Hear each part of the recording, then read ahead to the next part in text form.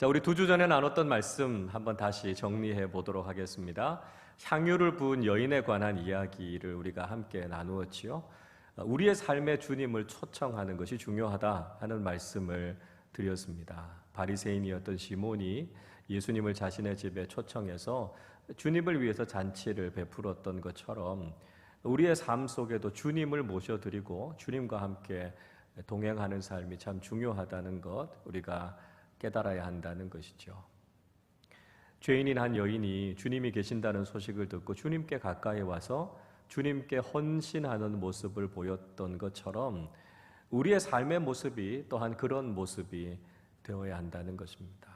우리가 주님 앞에 우리의 사랑과 우리의 헌신을 온전히 드릴 수 있는 믿음의 사람들이 되어야 한다는 것이죠. 우리의 인생을 한번 살펴봤습니다. 우리의 인생이 어떤 인생인가 가만히 살펴보니까요, 우리 인생이 빚진 인생이더라는 거죠. 내 노력으로 또 내가 그럴 만한 자격이 있어서 그런 삶을 살아가고 있는 것이 아니고 은혜의 빚진 자로 살아가고 있다는 것이죠. 그래서 우리가 받은 그 은혜가 얼마나 큰지를 깨닫게 되면 우리는 주님께 헌신하는 삶, 또 주님을 기쁘시게 하는 삶을 살지 않을 수가 없다는 것이죠.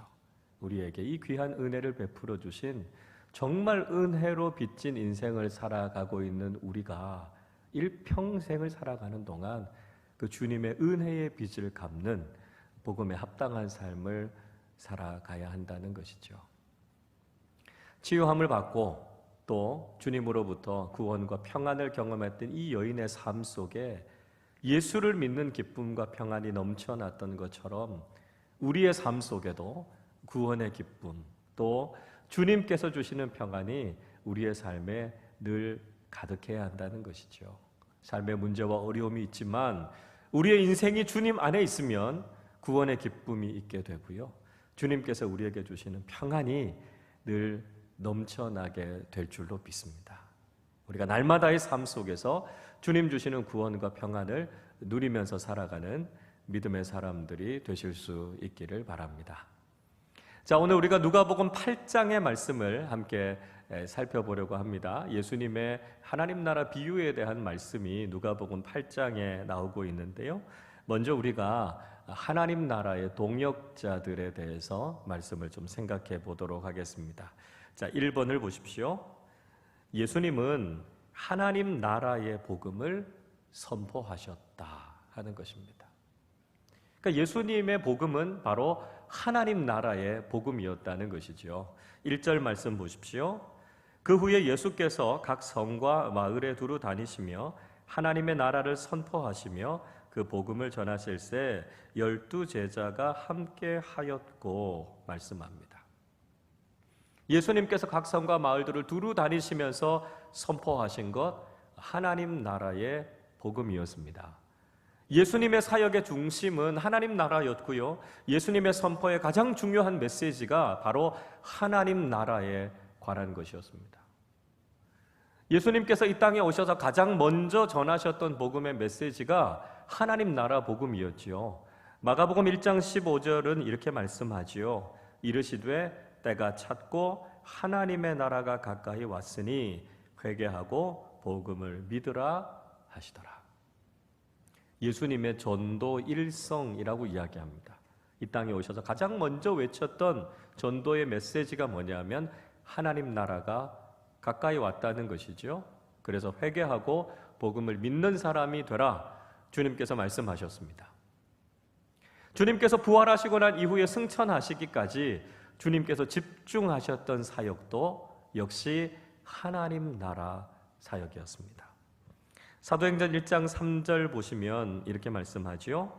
그가 고난받으신 후에 또한 그들에게 확실한 많은 증거로 친히 살아계심을 나타내사 40일 동안 그들에게 보이시며 하나님 나라의 일을 말씀하시니라 이야기합니다. 자, 부활하시고 나서 승천하시기까지 40일을 계시는 동안 예수님께서 말씀하신 중요한 핵심은 하나님 나라의 일이었습니다. 그러니까 예수님의 사역을 관통하는 한 가지의 주제를 들자면 그것이 바로 하나님 나라였다는 것이죠. 예수님의 모든 관심이 하나님 나라에 있었습니다. 여러분, 그렇다면 예수를 믿으면서 살아가는 우리 그리스도인들의 관심이 어디에 있어야 되겠습니까? 하나님 나라에 있어야죠. 우리가 만나는 사람들에게 하나님 나라의 복음을 전해야 한다는 것입니다. 우리가 살아가는 삶의 자리에서 하나님 나라가 무엇인가를 보여주는 사람들이 되어야 한다는 것이죠. 우리가 하나님 나라에 관심을 집중하고 늘 우리가 하나님 나라의 복음을 증거하는 삶을 사실 수 있기를 바랍니다. 2번입니다. 하나님 나라의 중요한 동역자들은 12 제자들이었다라고 하는 거죠. 예수님께서 하나님 나라 사역을 하는 데 있어서 가장 첫 번째 동역자들은 바로 12명의 제자 공동체였다는 것이죠. 1절 뒷부분 보시면 12 제자가 함께 하였고 말씀합니다. 예수님께서 하나님 나라 사역을 혼자 하신 게 아닙니다. 하나님 나라 사역을 하시기 위해서 예수님께서 가장 공을 들인 게 있다면 12 제자 공동체를 세우는 것이었습니다. 그래서 그 12 제자들과 함께 하나님 나라 운동을 펼치신 거죠. 자, 예수님께서 이렇게 사역하셨던 원리를 생각해 본다면 우리도 신앙생활을 할 때, 우리도 사역을 할 때 사역은 혼자서 하는 것이 아니라 동역해야 되는구나 하는 것을 깨닫게 됩니다. 하나님 나라 사역은 동력으로 세워지는 사역이라는 것이죠.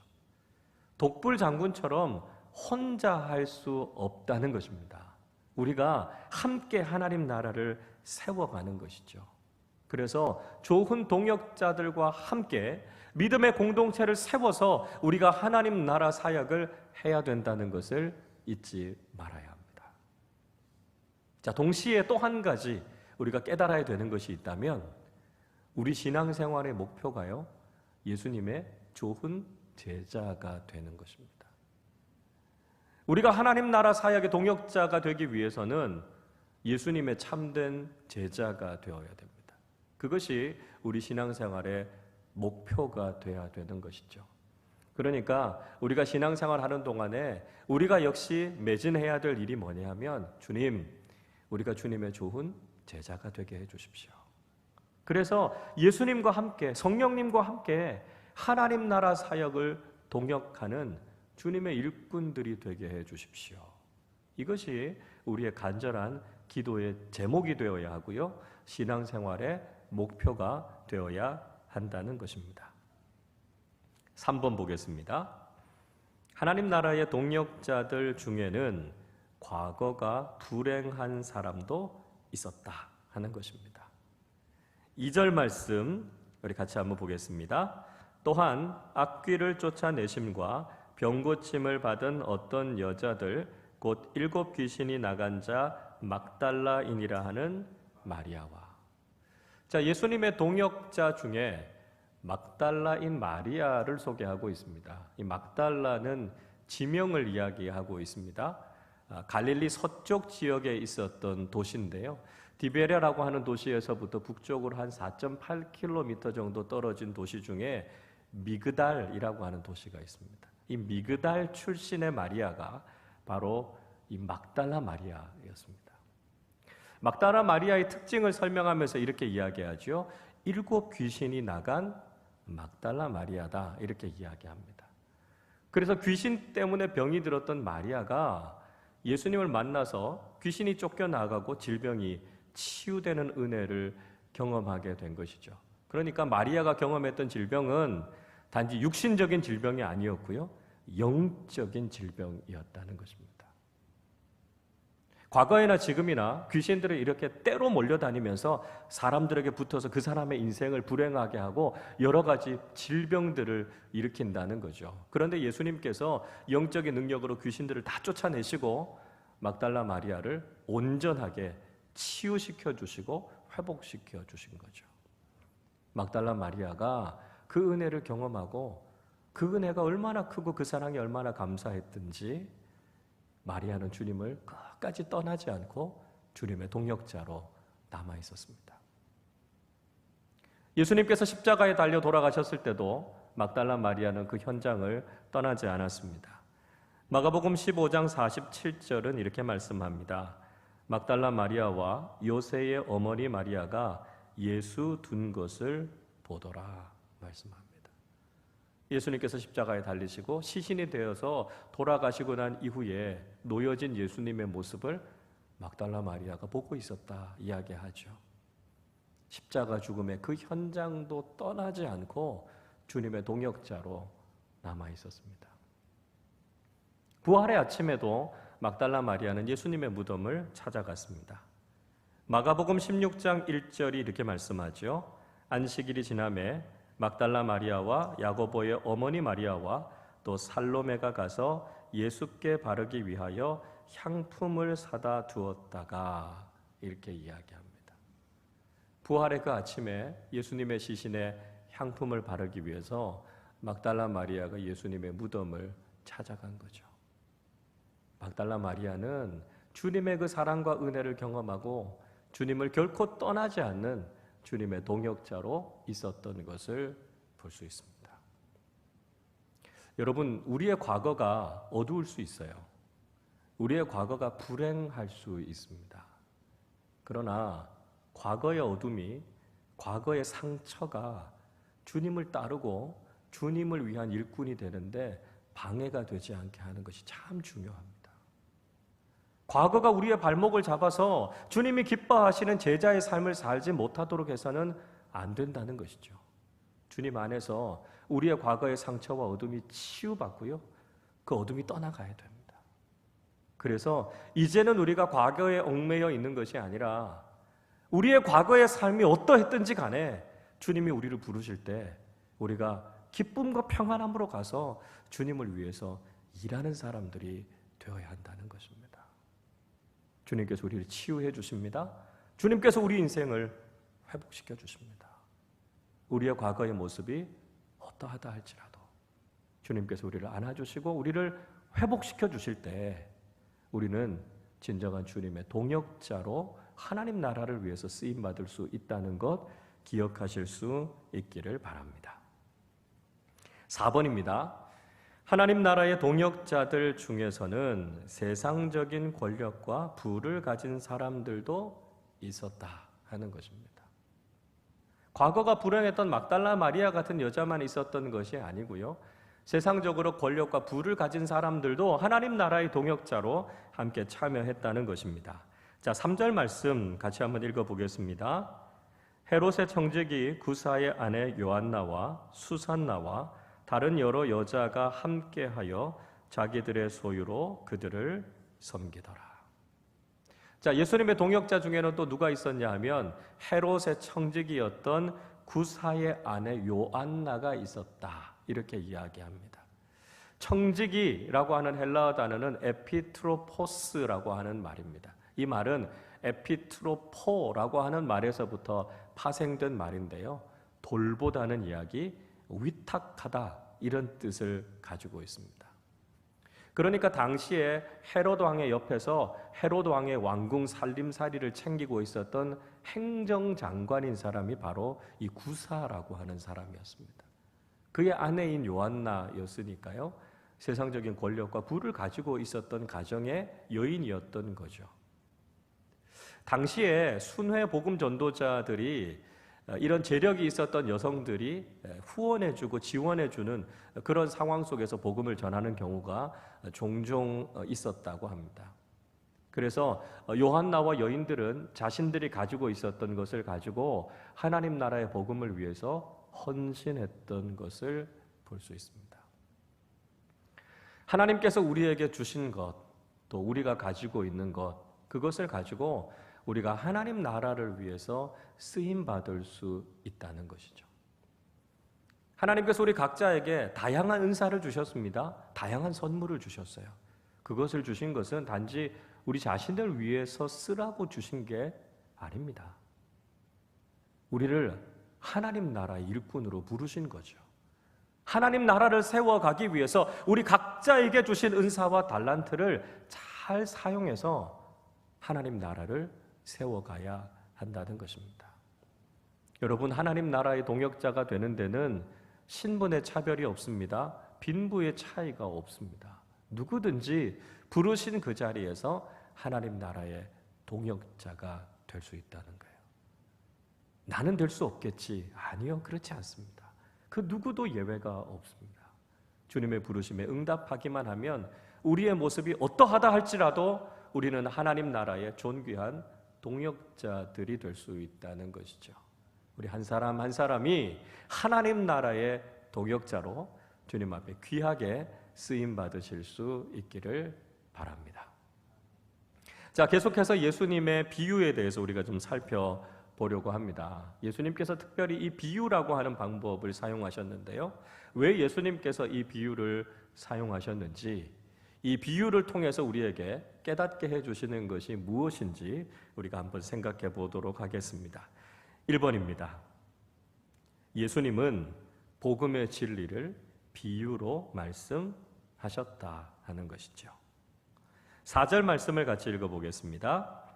각 동네 사람들이 예수께로 나와 큰 무리를 이루니 예수께서 비유로 말씀하시되. 자, 예수님께서 무리들을 가르치실 때 비유라고 하는 방법, 비유라는 도구를 사용하셨습니다. 특별히 예수님께서 하나님 나라를 설명하실 때는 꼭 이 비유를 통해서 말씀하셨습니다. 자, 왜 그러셨을까요? 왜 하나님 나라에 대해서 말씀하실 때 예수님께서 비유라는 방법을 쓰셨을까요? 먼저 우리가 생각하게 되는 것은 하나님 나라는 이 세상에 있는 그 무엇이 아니기 때문에 그렇습니다. 그러니까 이 세상에 있는 것을 가지고 직접적으로 하나님의 나라를 설명하실 수가 없으셨던 거죠. 그래서 하나님 나라를 비유로, 천국은 마치 이런 것과 같다, 이렇게 말씀하신 겁니다. 만약에 예수님께서 하나님 나라를 이 세상에 있는 무엇과 직접적으로 연결시켰다면 어떤 현상이 일어나겠습니까? 사람들이 세상에 있는 그것에 집착하지 않겠습니까? 그게 하나님의 나라인 줄 알고 그것을 가지려고 사람들이 막 아우성치지 않겠습니까? 그러다 보면 이 세상의 것에 마음이 빼앗기게 된다는 것입니다. 하나님 나라는 이 세상에 있는 것이 아니라는 거예요. 그래서 이 세상의 그 어떤 가치에도 집착하지 않고 하나님 나라를 믿음으로 바라볼 수 있도록 예수님께서 비유로 말씀하신 것입니다. 자, 또 다른 이유를 생각해 보자면 예수님께서 비유로 말씀하신 이유는 쉽게 이해하기 위해서입니다. 예수님의 비유는 일상생활 속에서 쉽게 접할 수 있는 그런 예들을 사용하셨습니다. 그래서 어린아이들이라도 들으면 이런 말씀이구나 쉽게 깨달을 수 있도록 가르쳐 주신 거죠. 복음은 공평한 겁니다. 복음은요, 배운 사람들만 이해할 수 있는 것도 아니고요, 가진 사람들만 소유할 수 있는 것도 아니라는 것입니다. 배운 사람이나 그렇지 못한 사람이나, 가진 사람이나 그렇지 않은 사람이나, 나이가 많은 사람이나 적은 사람이나 모든 사람들이 다 듣고 그 복음을 믿고 소유할 수 있도록 모든 사람들을 위해서 나타나게 된 것이 복음이다라고 하는 것이죠. 그래서 복음은 모든 사람들을 위해서 주어진 것이다 하는 것을 주님께서 말씀해 주고 계시다는 것이죠. 자, 2번을 보십시오. 예수님의 비유를 알고자 하는 열정이 있어야 한다는 것입니다. 자, 예수님께서 비유를 통해서 하나님 나라를 말씀해 주셨는데 이 하나님 나라를 알고자 하는 열망, 열정이 있어야 된다는 것이죠. 9절 말씀 같이 읽어보겠습니다. 제자들이 이 비유의 뜻을 물으니, 제자들이 비유의 뜻을 물었다 이렇게 이야기하지요. 물으니라고 하는 헬라어 단어 에페로톤이라고 하는 말은 묻다 구하다 이런 뜻이에요.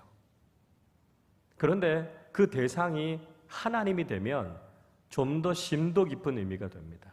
그게 뭐냐 하면 그 뜻을 깨닫기 위해서 묻고 구하고 그것을 지키기 위해서 노력한다 이런 뜻이 됩니다. 그러니까 예수님께 이 비유에 대해서 물었다라고 하는 것은 예수님, 그 뜻이 뭡니까? 그 의미가 뭡니까? 제가 그 말씀대로 살고 싶습니다. 이런 뜻이 그 속에 포함되어져 있다라고 하는 거죠. 그러니까 제자들은 단순하게 질문한 것이 아니라 그 뜻을 깨닫고 그 말씀대로 살고자 하는 열정이 있었다라고 하는 것을 보여주고 있습니다. 여러분, 우리가 무엇에 대해서 질문한다는 건 관심이 있다는 거예요. 그렇죠? 열정이 있다는 겁니다. 우리가 관심이 없으면 질문하지 않습니다. 물어보지 않습니다. 무관심한 거죠. 그러나 우리가 관심이 있으면 2번, 3번 캐묻고 그게 뭔가를 제대로 이해하기 위해서 노력하지 않습니까? 하나님 나라 복음에 대해서 우리가 그런 마음을 가져야 된다는 것입니다. 하나님 나라 복음에 대해서 관심을 갖고 그 복음을 깨닫기 위해서 열정을 가지고요, 그 말씀대로 살아가기 위한 열정이 우리에게 있어야 한다라고 하는 것을 말씀해 주고 있는 것입니다. 3번입니다. 예수님의 비유를 모든 사람이 다 깨닫는 것은 아니다 하는 것이죠. 10절 말씀 같이 읽어보겠습니다. 이르시되 하나님 나라의 비밀을 아는 것이 너희에게는 허락되었으나 다른 사람에게는 비유로 하나니 이는 그들로 보아도 보지 못하고 들어도 깨닫지 못하게 하려 함이라. 자, 말씀드렸던 것처럼 예수님의 비유는 모든 사람들이 다 듣고 깨달을 수 있을 만큼 쉽고 평이한 것이었습니다. 그런데 아이러니한 것은 그렇다고 해서 모든 사람들이 예수님의 비유를 다 깨닫는 것은 아니었다라고 하는 것을 말씀하고 있습니다. 예수님께서 하나님 나라의 비유를 이야기하시면서 그것이 비밀이다 이렇게 말씀합니다. 미스테리온이라고 하는 말인데요, 신비라는 거예요. 감추어져 있다라고 하는 거죠. 모든 사람들에게 다 열려져 있는 복음이기는 하지만 그것을 믿음의 눈으로 보지 않으면 그 비밀을 깨달을 수 없다는 겁니다. 세상적인 방법이 아니라, 세상적인 지식이 아니라 믿음의 눈으로 봐야만 그것을 깨닫고 알 수 있다라고 하는 것이죠. 복음이라고 하는 말을 우리가 다른 말로 계시라고 하지 않습니까? 계시라고 하는 것은 덮여져 있는 것이 열려지는 것을 이야기합니다. 감추어져 있는 것이 드러나는 것을 이야기합니다. 베일이 벗겨진다, 그런 의미를 가지고 있습니다. 원래 복음은 덮여져 있고 감추어져 있는 것입니다. 그것을 열 수 있는 방법은 세상적인 방법이나 지식이 아니라는 거예요.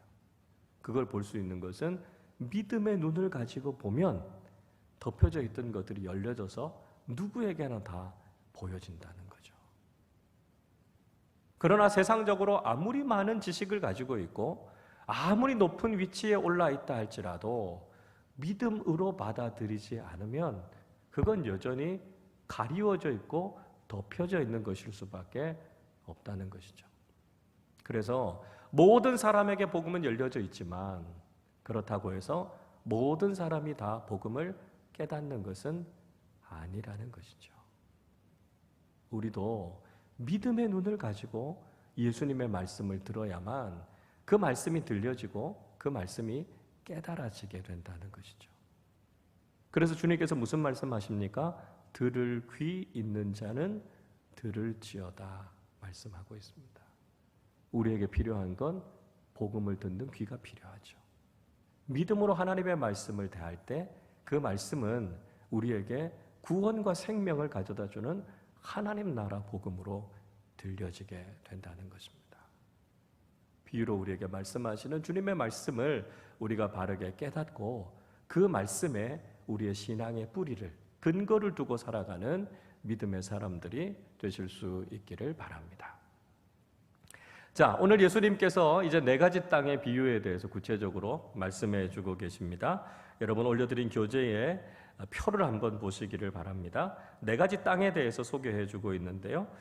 첫째는 길가와 같은 땅이 있고, 2번째는 바위 위와 같은 땅이 있습니다. 3번째는 가시떨기 같은 밭이 있고요. 4번째는 좋은 땅이 있습니다. 자, 각 땅들이 가지고 있는 특징에 대해서 설명하고 있는데 각 땅들이 만나게 되는 장애물이 무엇인가를 이야기하고 있고요. 그것에 대한 결과가 무엇인가 하는 것을 이야기하고 있습니다. 자, 길가와 같은 땅은 어떻습니까? 길가와 같은 땅에 씨가 뿌려지면 땅 속으로 씨가 들어가지 못하는 거죠. 땅 위에 씨가 그대로 있게 됩니다. 그래서 공중의 새가 와서 그 씨를 먹어버린다. 이렇게 말씀하고 있습니다. 그래서 장애물이 되는 건 공중의 새고요. 그 결과는 그 씨가 먹혀버린다는 거죠. 자, 바위 위에 있는 땅은 어떻습니까? 습기가 없다는 게 문제죠. 습기가 없다. 그래서 뿌리가 내리지만 금방 말라버린다라고 하는 것이 결과라는 것입니다. 세 번째로 가시떨기가 있는 땅은요. 땅이 좋아서 뿌리가 잘 내리고 싹이 납니다. 근데 문제는 가시가 그 기운을 막아버린다는 거죠. 그래서 어느 정도까지 성장하지만 그 이상은 더 이상 성장하지 못하게 된다는 것입니다. 자, 좋은 땅은 어떻습니까? 좋은 땅은 장애물이 없어요. 그러니까 잘 자라게 되고요. 열매를 맺게 되죠. 그래서 누가복음에는 100배의 결실, 마태복음에는 100배, 30배, 60배의 결실을 맺는다. 이렇게 이야기하고 있습니다. 자, 예수님께서 말씀하신 네 가지의 땅의 비유를 통해서 우리에게 주시고자 하는 교훈은 무엇일까요? 1번을 보십시오. 문제는 씨에 있지 않고 땅에 있다는 것입니다. 11절 말씀 읽어보겠습니다. 이 비유는 이러하니라. 씨는 하나님의 말씀이요.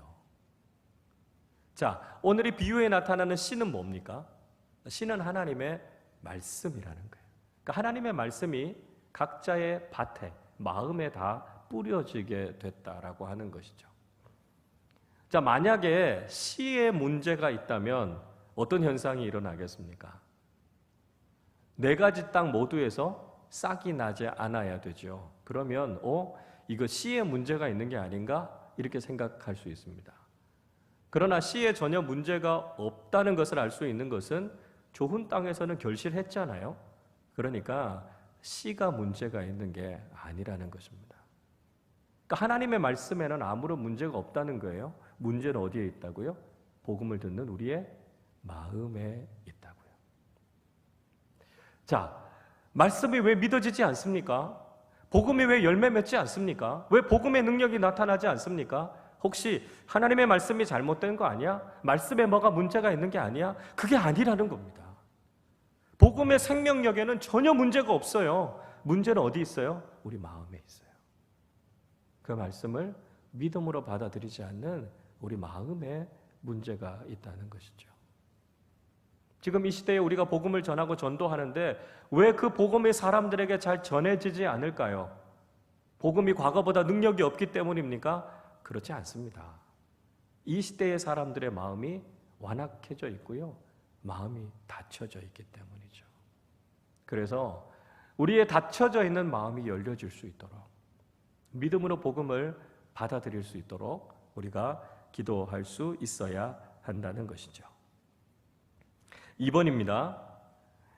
길가와 같은 마음은 복음과 구원을 마귀에게 빼앗긴다는 것입니다.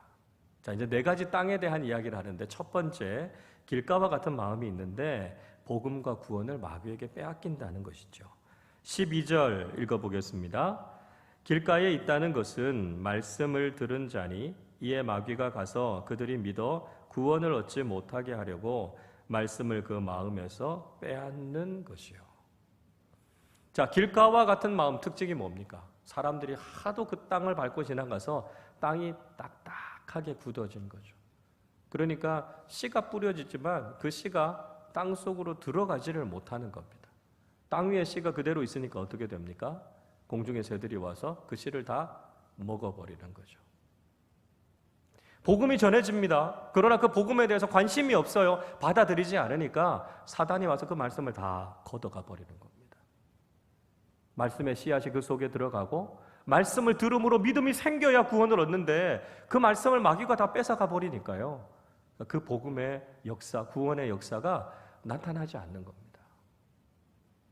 오늘날 많은 사람들 하나님 나라 복음에 대해서 관심이 없습니다. 이 세상에서 어떻게 하면 성공하고 잘 먹고 잘 살고 많은 것을 누릴까 거기에는 관심이 있지만 하나님의 말씀에 대해서는 마음의 문을 닫아버린다는 것이죠. 그러니까 말씀이 전혀 그들에게 들어가지 않습니다. 오늘날 이 시대에 기독교의 가장 큰 적은 이슬람이나 타 종교나 이단들이기보다는 오히려 무신론이다 이렇게 이야기하는 학자들이 많이 있습니다. 그만큼 이 시대가 하나님에 대해서 관심이 없고 복음에 대해서 천국에 대해서 관심이 없는 거예요. 마음이 딱딱하게 굳어져 있는 거죠. 그래서 하나님께서 그들의 마음을 부드러운 마음으로 바꾸어 주시도록 기도해야 됩니다. 하나님께서 그러한 일들을 일으키시는 방법 중에 하나가 뭐냐 하면 고난을 주시는 거죠. 인생에 문제를 주시는 겁니다. 우리 인생이 성공적이고 평안할 때 우리가 하나님의 필요성을 잘 못 느낄 때가 많습니다. 근데 사람들이요, 인생의 고난을 경험하고 삶의 문제를 만나면 그때서야 하나님을 찾게 되는 거죠.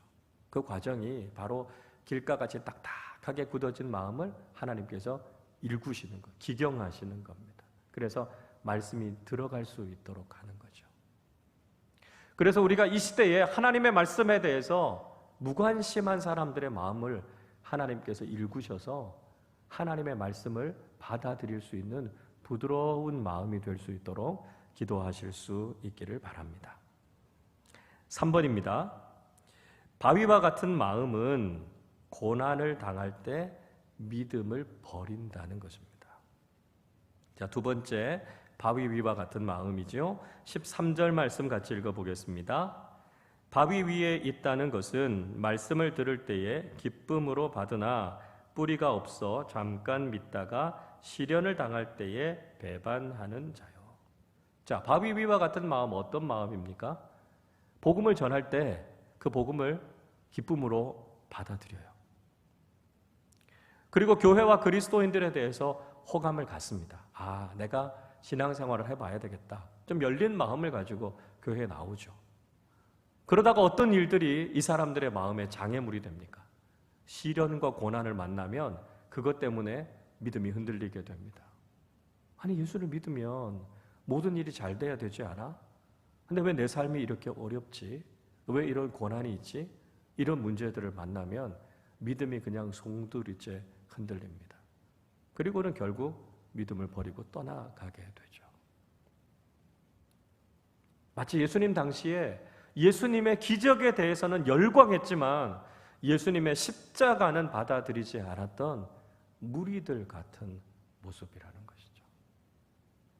그래서 세상적인 그 무엇이 있으면, 세상적으로 성공하고 편안해지면 믿음 생활 잘하지만 시련을 견디지 못하는 거죠. 믿음의 뿌리가 너무 약한 겁니다. 그래서 시련과 고난이 오면 금방 믿음을 버리고 세상으로 가버린다라고 하는 것이죠.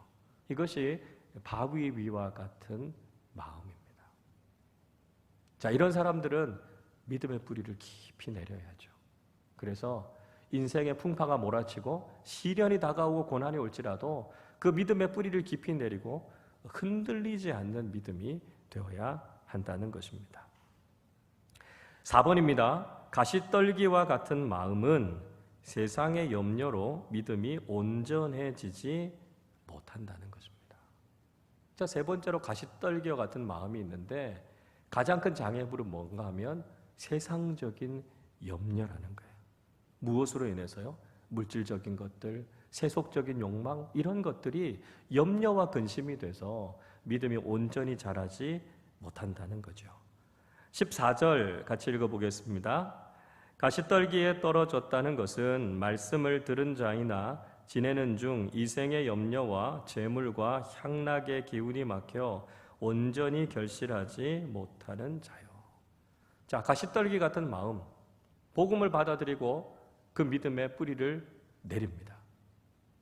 그리고 웬만한 고난이 다가올지라도 그걸 믿음의 눈으로 해석할 수 있는 믿음의 실력을 갖고 있는 사람들이에요. 그래서 어느 정도까지는 믿음이 성장합니다.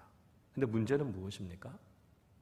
세속적인 신앙 때문에 세속적인 가치관과 하나님 나라의 가치관을 구별하지 못해서 신앙이 병들게 되는 경우들이 있더라는 것이죠. 세상적인 문제로 염려하게 되고 세상의 가치관과 세상적인 가치의 마음이 빼앗겨서 우리의 신앙이 왜곡되어지는 경우들이 많다는 겁니다. 적지 않은 그리스도인들이 신앙이 병들게 되는 것이 뭐냐 하면 우리의 신앙이 세속화되는 거예요.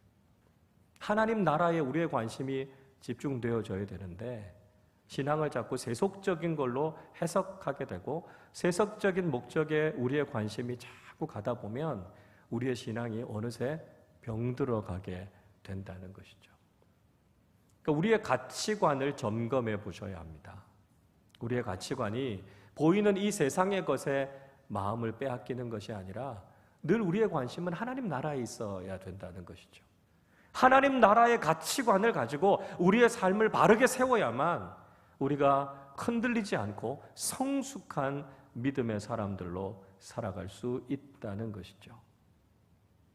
사도 바울이 고린도후서 4장 18절에서 우리에게 이렇게 교훈하고 있지 않습니까? 우리가 주목하는 것은 보이는 것이 아니요 보이지 않는 것이니 보이는 것은 잠깐이요 보이지 않는 것은 영원함이라 말씀하고 있습니다.